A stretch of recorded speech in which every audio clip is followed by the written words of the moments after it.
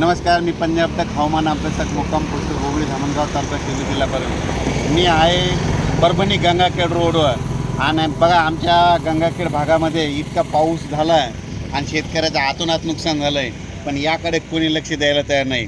म्हणून परत एक ह्या शेतकऱ्याला कोणी लक्ष देत नाही म्हणून कमीत कमी म्हटलं आपण तरी शेतकऱ्याला काहीतरी म्हणजे दिलासादायक बातमी द्यावत म्हणून सांगतो. तर खरं पाहिलं तर ह्या गंगाखेड परभणी रोडवरचे इतका पाऊस झाला, इतका पाऊस, एक महिना सारखा पाऊस पडायला आहे. त्याच्यामुळे सगळ्या शेतकऱ्यांचे हे कापसाचं पीक आलेलं आहे, हे सगळं पाणी जास्त झाल्यामुळे जात आहे. तर सर्व शेतकऱ्याला सांगू इच्छितो, गंगाखेड भागातले असो या जसं जसं या शेतकऱ्याचं हे झालं आहे त्या सर्व शेतकऱ्याला सांगू इच्छितो, आणखीन 2 दिवस पाऊस आहे फक्त 10 तारखेपर्यंत. 11 तारखेपासून ते 19 तारखेपर्यंत सूर्यदर्शन होणार आहे. म्हणून ही एक तुमच्यासाठी आनंदाची बातमी. तर परत राज्याचा परिस्थिती बघितली तर राज्यामध्ये जवळपास आता सांगायचं झालं तर 19 तारखेपर्यंत म्हणजे हवामान कोरडं राहणार आहे, सूर्यदर्शन होणार आहे. म्हणून शेतकऱ्यांनी हा अंदाज लक्षात द्यायचा. जशी वेळ भेटेल तसं तुम्ही तुमची खतं टाकून घ्यावे.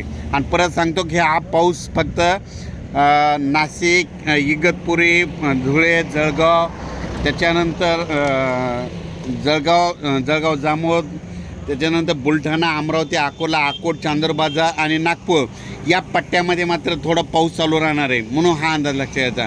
पण राज्यामध्ये मराठवाड्यामध्ये मात्र 11 ऑगस्टपासून ते 19 ऑगस्टपर्यंत चांगलं कडक सूर्यदर्शन होणार आहे.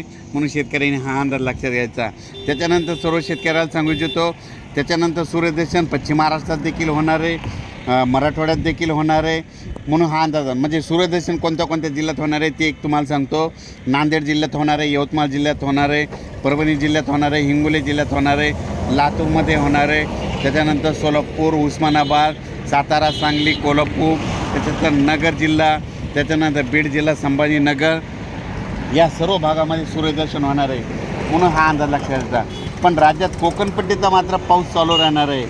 फक्त हे खास करून अंदाज अशा याच्यामुळे दिला की काय झालं की ह्या आमच्या परभणी जिल्ह्यामधले बघा ह्या म्हणजे काय भागामध्ये इतका पाऊस झाला की हे पाऊस जास्त झाल्यामुळे शेतकऱ्याचे कापूस जात आहे.